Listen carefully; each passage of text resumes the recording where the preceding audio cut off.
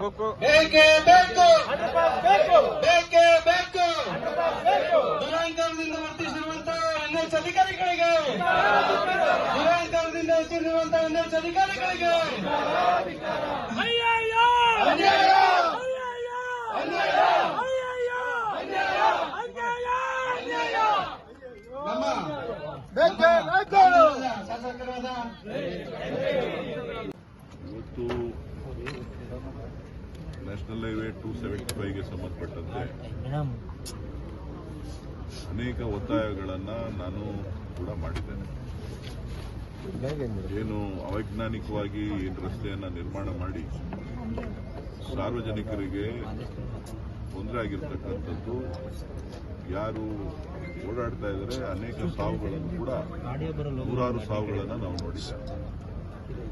So ಈ ವಿಚಾರವಾಗಿ ಕೇಂದ್ರ ಸಚಿವರು, ಅಧಿಕಾರಿಗಳು ಎಲ್ಲರ ಹತ್ರನೂ ಕೂಡ ಅನೇಕ ಸಭೆಗಳನ್ನು, ಚರ್ಚೆಯನ್ನು ಮಾಡಿದ್ದೇವೆ.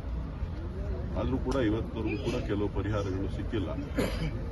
ಇವತ್ತು ಮಂಡ್ಯದಲ್ಲಿ ನಮ್ಮ ಶಾಸಕರಾದ ರವಿ ಗಾಣಿಗಾರ್ ಅವರು ಅವ್ರ ವೈಯಕ್ತಿಕ ಕಾರಣಗಳಿಗೆ ಇಲ್ಲಿ ಬಂದು ಧರಣಿ ಕೂತಿಲ್ಲ.